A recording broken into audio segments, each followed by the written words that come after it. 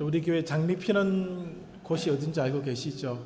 새벽에 보니까 빨간색이 눈에 들어오더라고요.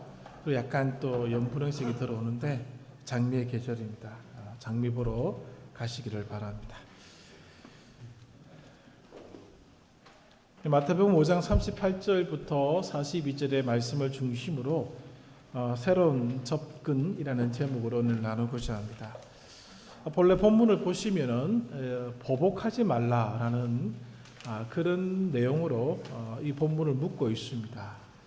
그래서 저도 보복하지 말라 혹은 대적하지 말라라고 정해볼까 하다가 새로운 관점, 새로운 시선, 또 새로운 접근, 다양하게 그렇게 생각을 하고 주부에는 새로운 접근이라고 밝혔고 제 원고에는 또 새로운 관점이라고 이렇게 썼습니다. 상관없습니다.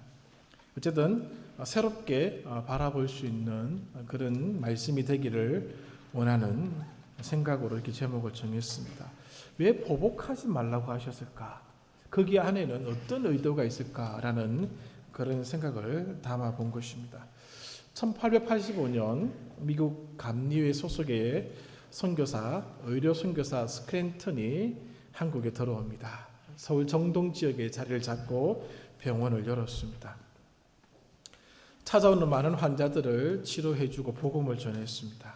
정동이 어디 있는지 잘 알고 계시죠? 경희궁, 또 경운궁, 덕수궁이죠. 또 많은 각국의 영사관들이 그곳에 자리를 잡고 있습니다.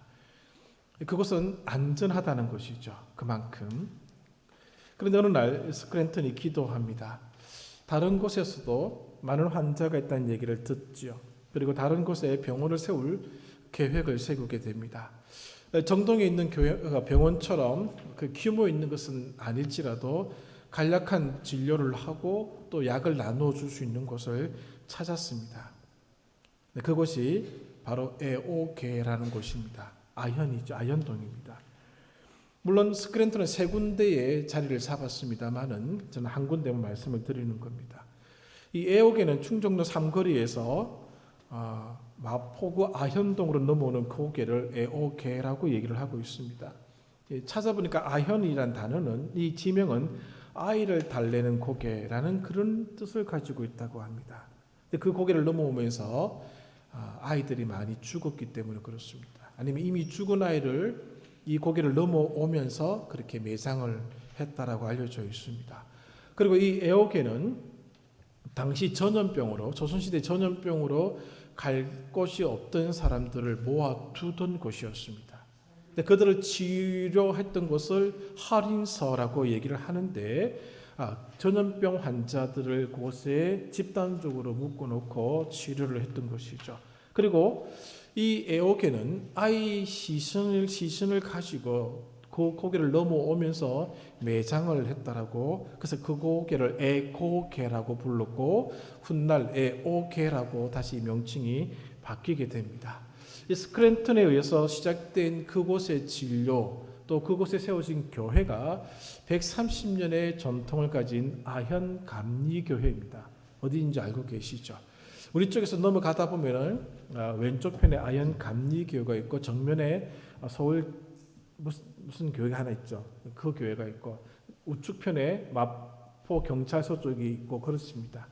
아현 감리교회가 그곳에 서 있는 시작점이 바로 스크랜턴이 의료 사업을 했던 그 시작에서 비롯되었습니다. 어제 그 교회 홈페이지에 들어가 보니까 이렇게 기록하고 있더라고요. 선한 사마리아인의 정신으로 세워진 성문밖 첫 번째 교회 아현교회, 이렇게 기록이 되어 있었습니다. 그리고 왜 그곳에 교회가 세워졌는지에 대해서 간략하게 설명을 잘 해두었습니다. 스크랜턴이라는 선교사 한 사람이 복음을 들고 이 땅에 들어오자 많은 변화가 일어났던 것이죠. 그리고 사람을 대하는 태도가 달라졌습니다. 스크랜턴이 이 애오계 지역과 동대문 어느 지역과 또 여러 더 가난한 사람들이 몰려 있는 그곳으로 이 진료 의료 사업을 하려고 할 때에 주변의 선교사들이 다 만류를 했습니다. 안전한 정동 지역에서 의료 사업을 하라는 것이죠. 그러나 스크랜턴은 기도하는 가운데 선한 사마리아 사람의 정신을 펼치고자 이 애호게까지 오게 된 것입니다.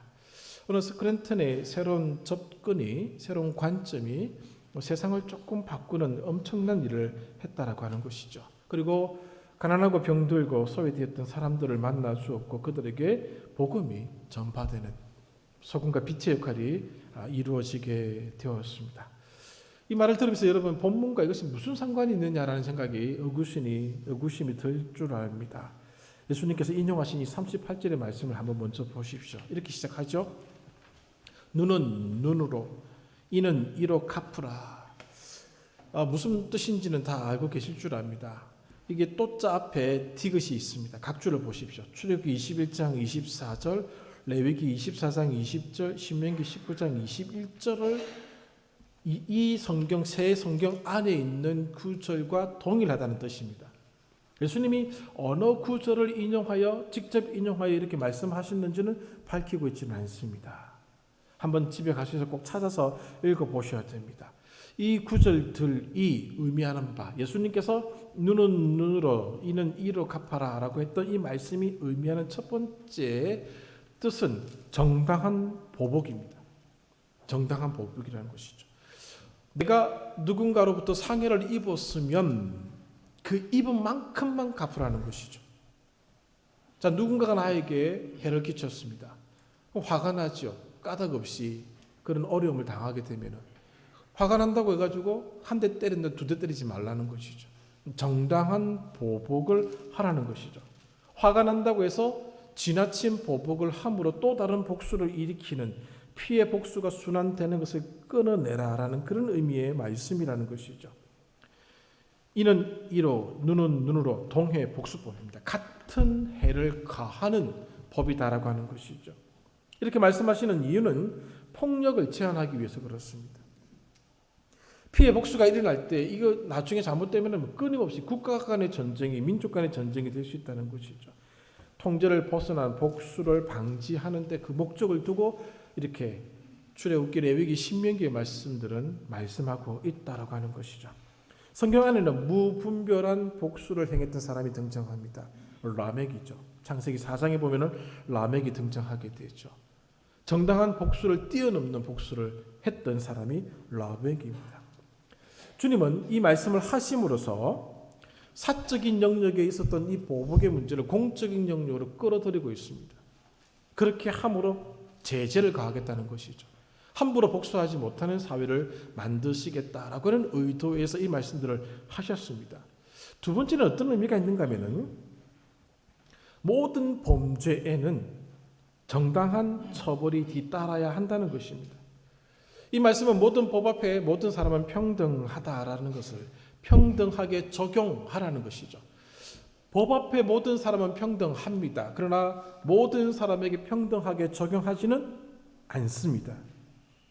자, 생각해 보십시오. 이 말씀 모세 시대에 주어진 것이죠. 지금부터 4,000년 전입니다. 4,000년 전에 왕이, 권력자가, 최고 권력자가 노예 하나를 죽였습니다. 때렸습니다. 어떤 처벌을 받을 수 있을 것 같습니까? 처벌 안 받습니다. 맞죠? 부자가 집에서 부리는 노예를 죽였습니다. 때렸습니다. 처벌 받습니까? 왼쪽 눈탱이로 시퍼렇게 만들었다 해서 달걀 갖다 줍니까? 한쪽 마저 시퍼렇게 만들어가지고 똑같이 만들어 버리죠. 차라리 보기 좋게. 그 당시에 이 말씀이 주어졌다고 생각해 보십시오. 왕이라고 할지라도 법 앞에 평등하고 네가 누구를 무고하게 때렸느냐 너도 똑같이 맞아야 된다는 것이죠. 모세 시대에 주어진 이 말씀은 그 당시의 생각과 그 당시의 문화를 뒤집어 엎는 엄청난 접근입니다. 새로운 접근이죠. 새로운 관점을 지금 제시해주고 있는 말씀입니다. 모세 시대 메소포타미아 지역에 살아갔던 사람들도 왕이 있었고 백성이 있었고 노예가 있었습니다. 가난한 자가 있었고 부자가 있었습니다. 돈과 권력을 누리는 사람이 있었고 그렇지 못한 사람들이 있었습니다. 아브라함도 그 시대를 살아가면서 자기가 길렀던 군대가 있었지 않습니까? 자기 군인이 있었습니다. 그만큼 자기를 지키지 않으면 힘든 그런 시대였습니다. 그런 시대에 모세를 통해서 눈은 눈으로 이는 이로 갚아라. 동일한 법 적용하라는 것이죠. 왕이라고 할지라도 피해갈 수 없다. 권력을 가진 자라 할지라도 피해갈 수가 없고 돈이 있는 사람이라 할지라도 피해갈 수가 없고 주인이라고 해서 피해갈 수가 없다는 것이죠. 주님은 노예에게는 이렇게 대하고 주인에게는 이렇게 대하라고 말씀하지 않습니다. 주인이 노예의 눈을 상하게 했으면 노예가 주인의 눈을 상하게 할 수 있다는 것이죠. 언뜻 받아들이기 힘든 그 말씀을 지금 그 시대에 했다는 것입니다. 엄청난 파장을 몰고 올 말씀이라는 것이죠. 왜 이렇게 말씀하셨을까? 가난한 자와 약자를 보호하시는 하나님의 엄청난 배려가 이 출애굽기, 레위기, 신명기에 드러나고 있다는 것을 보셔야 됩니다. 4,000년 전에 주어진 말씀입니다. 오늘날은 비교적 법 적용과 법치가 어느 정도 이루어진 시대라고 우리는 알고 있습니다만 여전히 우리들이 직전에는 유전 무죄요, 무전 유죄라는 말이 떠들고 있습니다. 어느 정도 인정하시고 있지 않습니까? 지금도 돈과 권력을 가진 자들은 정당한 처벌을 피하고자 합니다. 그 권력을 이용하여서 그 힘을 이용해서 도망가고자 하고 있습니다. 할 수 있는 모든 시도를 감행합니다. 그런 자들에게 눈은 눈으로 이는 이로 정당한 법 적용을 하게끔 하라는 것이죠. 돈과 권력을 가진 자들은 자기들이 특별한 존재라고 여깁니다. 하다못해 국회의원이라고 됐다고 생각해 보십시오. 내가 누군데부터 입에서 툭 튀어나오는 그런 모습을 보게 되죠. 그들에게 똑같은 우리가 받는 법 적용을 한다고 하면 어떻게 합니까? 반항하죠. 그들에게 4,000년 전에 이미 눈은 눈으로 네가 잘못한 그것은 잘못한 그것만큼 처벌받으라는 것이죠. 생명에는 생명으로, 이에는 이로 갚으라는 것입니다. 주인이 노예가 좀 잘못했다고 뺨을 때렸는데 이가 하나 나갔습니다. 주인의 이를 하나 뽑겠다는 것이죠. 생명은 동등하다는 사실을 이 구약의 법들은 보여주고 있는 것입니다. 구약의 법 안에는 비의도적인 과실치사와 의도적인 살인을 구분짓고 있습니다. 철저하게 이것을 다루겠다는 것이죠. 레위기를 할 때 말씀을 다 드린 것이죠. 하나님은 약자를 보호하십니다. 가난한 자와 그 당시에 고아와 과부와 나그네를 엄청나게 사랑하시는 분이심을 드러내고 있습니다. 그들이 드리는 제사도 구분지어서 말씀해 주실 정도였습니다. 피의 제사를 드리지 않으면 받아들이지 않는 것이죠. 그러나 소제를 드림으로도 가난한 자가 드리는 제사는 하나님 받으시겠다라고 말씀하실 정도입니다. 그가 유대인, 비유대인 가리지 않습니다. 어떤 사람이든지 가난한 자, 고아, 과부, 나그네는 하나님의 배려의 대상이었습니다. 그들을 해하게 한다, 그들의 생명을 해하게 한다 할 때 똑같이 갚게끔 말씀하고 있다는 것이죠. 이 엄청난 것입니다. 지금도 받아들이기 힘든 것이죠. 그 말씀이 오늘 그 시대에 주어졌다는 것이죠. 39절을 보십시오. 그러나 나는 너에게 이르노니. 자, 주님은 지금 모세 시대에 주어진 이 엄청난 파장과 사회적 변혁을 가져올 수 있는 이 말에다가 하나 더 붙이십니다. 그러나 나는 너에게 말하노니 악한 자를 대적하지 말라. 그 당시 로마가 온 세상을 통치하고 있던 시대였습니다. 이 유대 땅에는 여러 가지 로마 통치로 인하여서 일어났던 악 조건들, 부조리가 많이 있었습니다. 그 중에 하나가 39절입니다. 모욕을 당하는 일들이 있었다는 것이죠. 누구든지 내 오른쪽 뺨을 치거든 왼편도 돌려달라는 것이죠. 자, 오른쪽 뺨을 치기 위해서 왼손으로 때려야 됩니다. 왼손으로 때린다고 하는 것은 오른손으로 때리는 것보다 더 모욕적인 것이죠.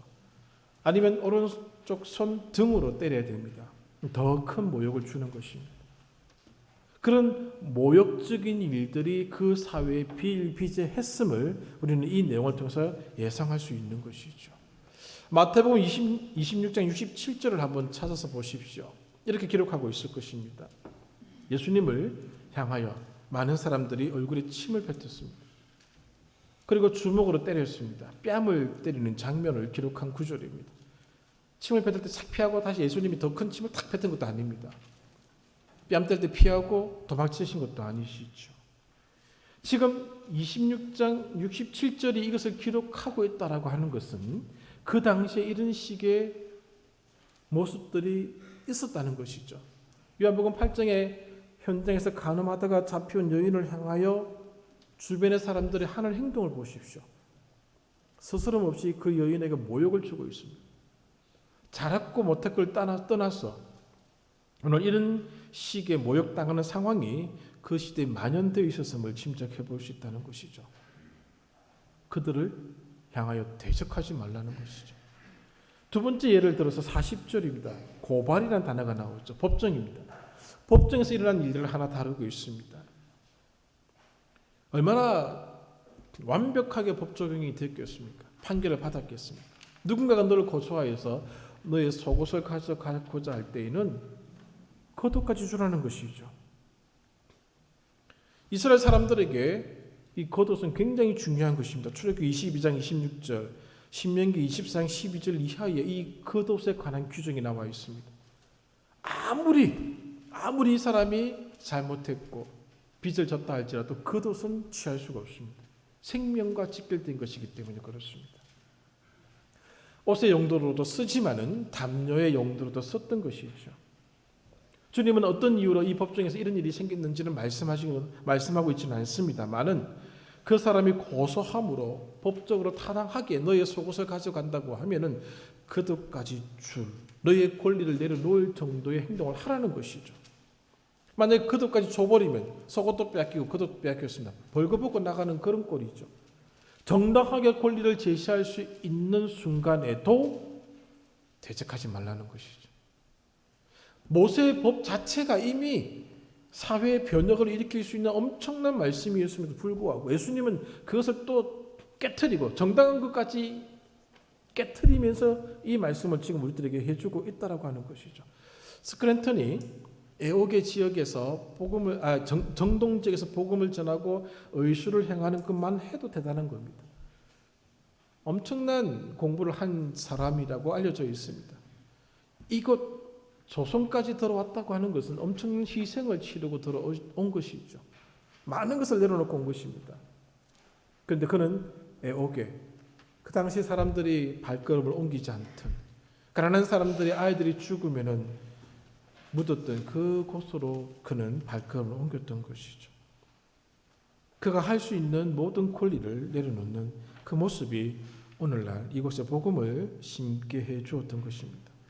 41절을 보십시오. 이 말씀 배경은 이것입니다. 당시 로마 군인들은 자기의 창, 무기와 방패를 들고 움직이죠. 그러다 보면은 자기 개인적인 짐도 옮겨야 되는데 그 개인적인 짐을 혼자 감당하기 힘들 때는 지나가는 사람 아무나 붙잡고 징발할 수 있는 권리가 군인들에게 있었습니다. 나의 짐을 들고 따라오라는 거죠. 그러면은 그 요구에 응해야 되는 그런 것이 식민지 치하의 사람들의 모습이었습니다.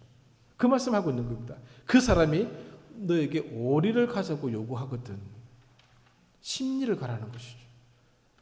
한 2km만 가면 됩니다라고 요구하면은 4km 가주라는 겁니다. 그 사람이 요구한 것을 뛰어넘어서 그 요구를 거절하지 않고의 문제가 아닙니다. 받아들인 것에 더 해주라는 것이죠. 그 당시 열심당이라는 무리들이 있었습니다. 오늘날 독립군과 같은 그런 사람들이죠. 그 사람들 로마 치하의 통치를 받는 걸 치욕스럽게 여겼습니다. 그들의 힘으로 메시아가 이 땅에 오는 것을 바라고 있었고 하나님 나라가 이루어지기를 원했던 사람들이었습니다. 폭력으로 저항했던 사람들이죠. 근데 그들이 지금 이 예수님의 말씀을 듣고 있을 수 있습니다. 그럼에도 불구하고 주님은 이렇게 말씀하시죠. 오리를 억지로 끌고 가면은 심리를 동행해 주라는 것이죠. 오늘 이해할 수 없는 새로운 접근을 하고 있는 주님의 모습, 새로운 관점을 제시하고 있는 주님의 모습을 보게 됩니다. 결국 힘으로는 로마 제국을 이겨나갈 수가 없습니다. 이 새로운 접근과 관점이 로마 체제를 전복시킬 것입니다. 42절의 말씀은 이것입니다. 다른 사람이 돈을 빌려달라고 하면은 주라는 겁니다. 제가 읽어보겠습니다. 내게 구하는 자에게 주며 내게 꾸고자 하는 자에게 거절하지 말라. 엄격한 상환 조건을 말씀하고 있지 않습니다. 이자에 대한 암시도 없습니다. 그 빌려준 돈에 대해 얼마만큼 기한을 출하는 것도 없고 독촉에 관한 말씀도 없습니다.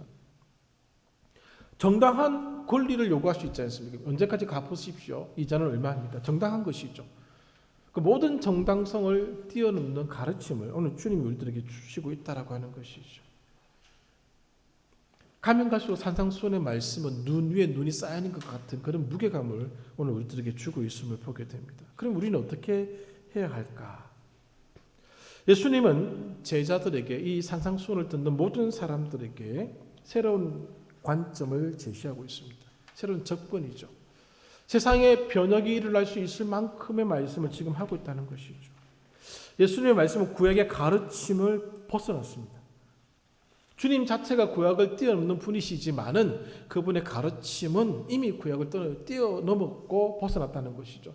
눈은 눈으로 이는 이로 갚으라 라고 하였다는 것을 너희가 들었으나 이 말씀 하나도 엄청난 파급을 주는 말씀임에도 불구하고 주님은 나는 너에게 말하노니 악을 악으로 대적하지 말라는 것이죠.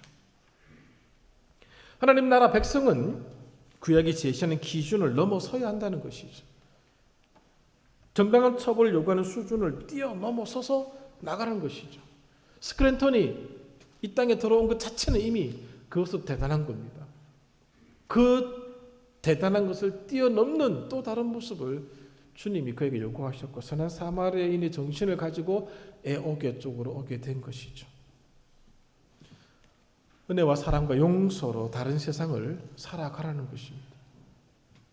예수님의 이러한 모든 조치는 구약의 모든 개념을 접근을 뛰어넘는 것입니다. 악에게 저항하기 위해서 폭력을 사용할 수는 없습니다. 주님은 이미 그것을 말씀하셨습니다. 우리는 무저항이라는 단어를 많이 사용하고 있는 것이죠. 그런데 성경을 가만히 들여다보면 이미 그 당시에도 그러한 가르침이 있었습니다. 레위기 19장 18절을 한번 보십시오. 원수를 갚지 말며 동포를 원망하지 말며 내 이웃 사랑하기를 내 자신과 같이 사랑하라. 우리는 내 이웃을 사랑하기를 내 자신과 같이 사랑하라 라는 레위기 18장 하반절의 말씀만을 중점적으로 바라보고 있습니다만은 그 앞부분을 보시면은 원수를 갚지 말라. 원수는 보복의 대상이지요. 동포를 원망하지 말라. 원망하게끔 했음에도 불구하고 이미 구약의 가르침은 원수 갚지 말라는 것이죠. 동포 원망하지 말라는 것이죠. 대신 그를 사랑하라는 것입니다. 이미 산상수훈에 있는 그 가르침의 내용이 유대 사회 당시에도 이미 있었다는 것이죠. 4,000년 전부터 주어진 말씀입니다. 잠언 20장 22절도 마찬가지 같은 내용의 말씀입니다. 여기에 예수님은 무저항의 사랑, 삶을 바꾸는 사랑으로 이웃에게 반응하라는 겁니다. 구약의 모든 관점의 거룩은 이런 사랑은 소극적 관점의 사랑이고 거룩입니다. 그러나 신약의 사랑과 거룩의 개념은 적극적 사랑과 거룩의 개념입니다. 예수님은 군중 무리 속으로 뛰어들어가셨습니다. 그리고 알지 못하는 어떤 한 여인이 자기의 옷을 만지는 것을 알고 계셨습니다. 그의 부정함이 예수님의 사랑에 의해서 깨끗함을 잊게 되었습니다.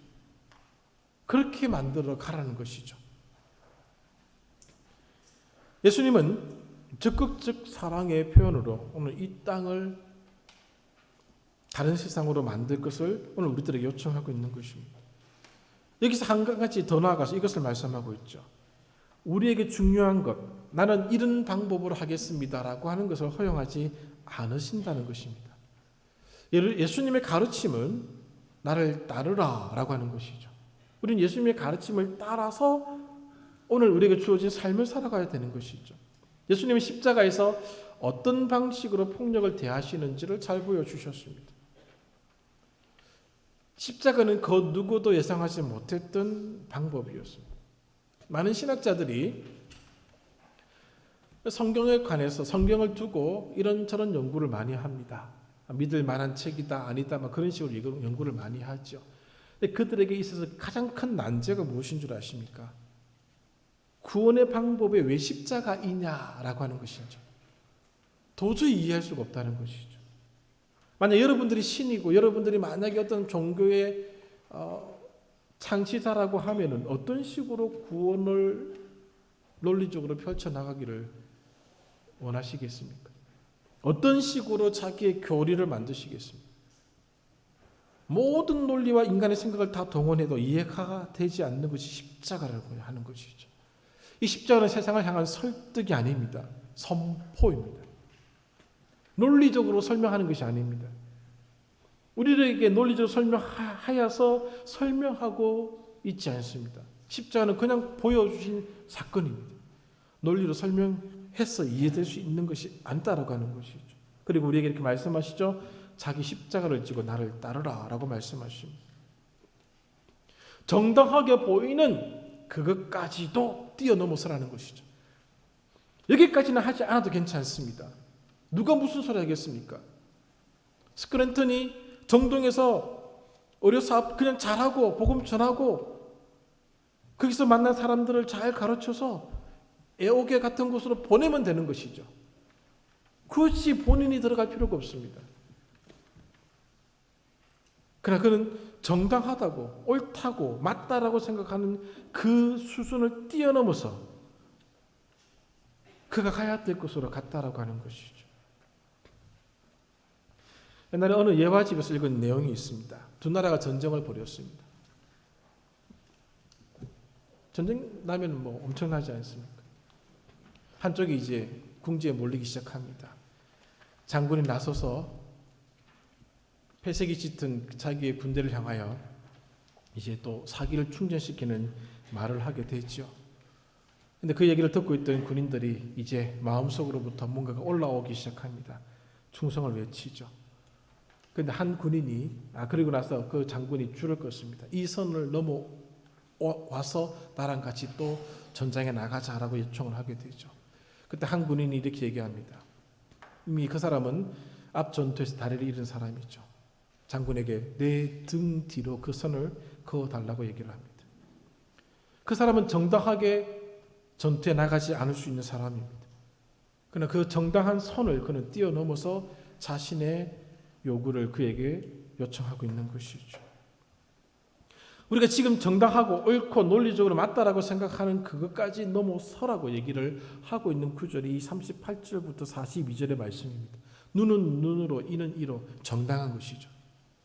이것도 사회를 바꿀 수 있는 변혁의 단초가 될 수 있는 엄청난 말씀입니다. 그러나 나는 너에게 말한다. 이것까지 뛰어넘어라는 것이죠. 그것이 세상을 바꾸는 힘이라는 것입니다. 오늘 우리가 우리의 자녀들에게 오늘 우리 스스로에게 무엇을 가르치고 무엇을 안겨다 주어야 하겠습니까? 지금 한국교회는 위기에 처해져 있습니다. 왜 그럴까? 어느 순간부터 정당한 것까지만 가기 시작했다라고 판단됩니다. 그걸 뛰어넘어야 되는 것이죠. 오늘 그것을 하지 못했습니다. 오늘 우리 자녀들에게 이것을 가르칠 수 있겠습니까? 이런 것들을 가르치고 이것들이 그들의 인생에 걸림돌이 되게끔 하실 수 있겠습니까? 그런 기도를 이제 우리가 해야 된다는 것이죠. 교회는 나이가 많은 사람이 많아서 희망이 없고 나이가 적은 사람이 많아서 소망이 있고 그렇게 나누지 않습니다.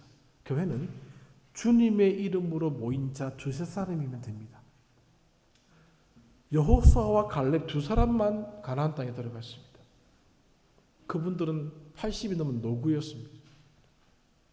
저 산지를 내게 주소서 정당한 요구가 아니었죠. 그 뛰어넘는 모습을 보였던 것이죠. 오늘 우리가 해야 될 일이 무엇인가? 우리의 기도가 무엇인가? 교회가 교회다워지는 것은 적절한 구성원들이 다 갖추어지는 것 저도 바라고 있죠. 그걸 뛰어넘는 것이 무엇인가? 주님의 이름으로 모인 두세 사람이 필요하다는 것입니다. 8이 넘으셔도 상관없습니다. 9이 넘으셔도 상관없습니다. 주님의 이름으로 오늘 눈은 눈으로 이는 이로 이 가르침을 주셨던 그 가르침을 뛰어넘는 그 삶을 살아가겠노라고 몸부림치는 두세 사람이면 된다는 것이죠. 말씀을 정리하겠습니다. 오늘 이 말씀 안에는 사적인 영역에 있는 것들이 공적인 영역에 들어와서 문제가 풀어지게 하셨던 그 시작으로 시작되어서 예수님은 이제 그 영역을 다 허물어뜨려 버리십니다. 분리하지 않습니다. 우리에게는 사적인 영역, 공적인 영역이 따로 존재하지 않습니다. 자, 주일날 제가 목사로 여기 있습니다. 내일부터는 목사 아닌 것으로 살아가면은 여러분 저를 어떻게 보시겠습니까? 이상한 짓 하고 그러면은 주일만 목사만 됩니까? 그럼 저는 너무 좋죠. 그렇게 아무도 안 보실 것입니다. 예수 믿는 사람에게 사적인 영역, 공적인 영역이 따로 존재하지 않습니다. 빌 하이베스가 이런 책을 썼죠. 아무도 보는 이 없을 때 당신은 누구입니까? 무슨 말이죠? 오늘 정당한 사적인 영역입니다. 뛰어넘으라는 것이죠. 정당한 공적인 영역입니다. 뛰어넘어서 살아가라는 것입니다. 탐욕과 욕심으로 진흙탕이 되어버린 세상의 풍조를 지금 우리가 보고 있습니다. 참 안타깝죠. 오늘 이런 세상에서 모세시대 하나님이 이런 말씀을 하심으로써 세상의 변혁을 이끌어내셨습니다. 이제 신약시대 예수님은 이 말씀을 하심으로써 이 땅에 새로운 접근과 관점을 주고 계십니다. 교회와 성도가 다시 영향력을 회복하기 위해서는 여러 가지 프로그램이 준비되는 것이 우선이 아니라 오늘 이 관점을 배워야 되고 이 접근을 해야 된다는 것이죠. 이 눈으로 세상을 다시 보셔야 됩니다. 이 관점을 우리 아이들을 가르쳐 나가야 하는 것입니다. 성경을 공부하는 이유가 여기 있습니다. 그냥 내용을 아는 건 별로 의미가 없습니다. 주님이 이렇게 말씀하신 것을 알고 우리 삶에서 그것을 만들어가는 것이죠. 이런 치열한 전쟁이 또 한 주간 펼쳐질 것입니다. 지지 마십시오. 지려고도 하지 마시고 물러 서려고도 하지 마십시오. 주님이 내 뒤에 등 뒤에 선을 꺼 두셨습니다. 내가 요청 안 했는데 다 꺼놓고 기다리고 계십니다. 무섭죠? 다 꺼놓고 나는 다 앞에도 꺼고 뒤에도 다 꺼 두셨습니다. 빠져나갈 구멍이 없습니다. 전진뿐입니다. 그래서 성경 배우고 공부하는 겁니다. 주의 뜻이 무엇인가? 이 땅을 향한 새로운 접근이 무엇인지, 새로운 관점이 무엇인지를 가르쳐 주고자 하시는 것이죠. 한 주간 또 시작할 것입니다. 승리하십시오. 그리고 하나님 앞에 매달리시고 또 우리가 이 말씀을 삶에 담아내기 위해서 몸부림치는 그런 시간들 되기를 바랍니다. 기도하겠습니다. 하나님 감사합니다. 우리 사랑하는 영광께 모든 성도들에게 힘을 주십시오. 하나님 정당한 대가마저도 떨쳐버리고 이겨나갈 수 있는 용기를 주십시오. 세상을 새롭게 바라볼 수 있는 시선을 주시고 관점을 주시고 새롭게 접근하게 하여 주셔서 우리의 이런 삶이 세상을 바꾸고 예수 그리스도의 살아계심을 보여주는 삶이 되게 하여 주시옵소서. 이것이 우리의 기도 제목이 되게 해주셔서 또 이것을 가르치게 하시고 이 가르침의 최전선에 있는 우리 교사들 그 수고와 그 노고를 주님께서 기억하여 주시옵소서. 하나님 한 주간 열심히 살겠습니다. 도와주십시오. 예수님의 이름으로 기도합니다. 아멘.